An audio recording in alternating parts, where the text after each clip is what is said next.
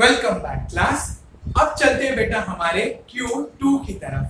Q2 के practice set that is 7.2 के Q2 में बेटा सम नंबर 2 एंड 3 आप ऑलरेडी सॉल्व कर चुके हो।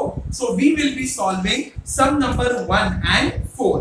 तो इस वीडियो में हम सम नंबर 1 को सॉल्व करेंगे। आपको उन्होंने तीन इंफॉर्मेशन दे रखी है। The first information given is P varies inversely to Q, यानी कि एक बात तो कंफर्म है, इस वेरिएशन में इनवर्स वेरिएशन का काम होगा। साथ ही साथ उन्होंने आपको वैल्यू ऑफ P दी है, वैल्यू ऑफ Q दी है। तो P और Q की वैल्यू भी दे रखी है और बोला है दो चीजें फाइंड करो। The first, find constant of variation या प्रोपोर्शनैलिटी, जैसा आप ठीक समझो। And second, equation of the variation. तो अब बेटा सबसे पहले, क्योंकि ये एक इनवर्स वेरिएशन है, तो इसका आंसर सिर्फ और सिर्फ मल्टीप्लाई करके ही हमें मिलेगा। So now let us frame the equation. We will write here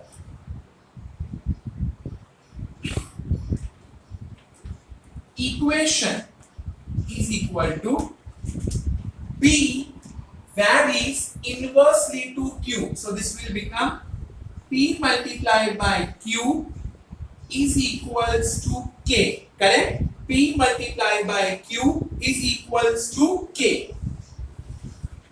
और अब यहां पर we will substitute the value and the value will be as follow. सबसे पहले P की जगह पर आप लगाओगे 15 और Q की जगह पर आप लगाओगे 4. So you will write here when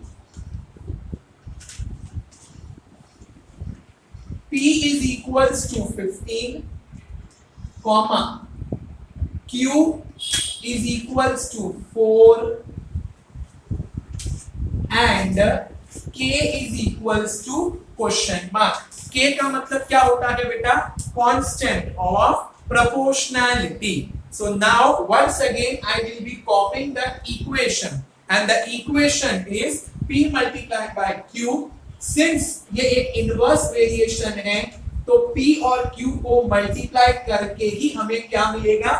Constant of variation. Now in place of P I will be writing there 15 and in place of Q I will be writing there 4. So this will become 15 multiplied by 4 is equals to K. 15 4s are 60 is equals to K. K is equals to 60 and this will become your constant of proportionality.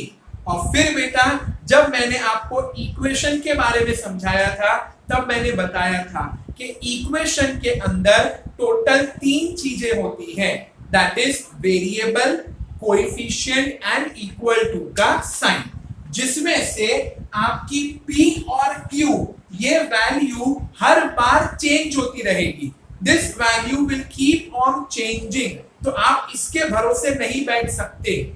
जो fix रहेगा, जो किसी भी सम में change नहीं होगा जब तक वो सम पूरा नहीं होता, सो दैट इज कांस्टेंट। और हेंस अब हम क्या करेंगे, हमारा पार्ट 2 इक्वेशन ऑफ वेरिएशन लिखेंगे। Equation of variation,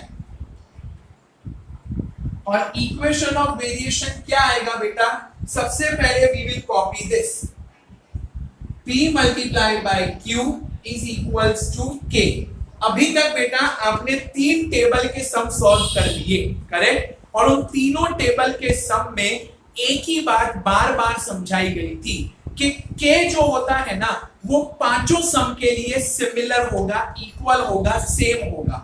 it means यहां पर K बदलेगा नहीं, P और Q बदलते ही रहेंगे।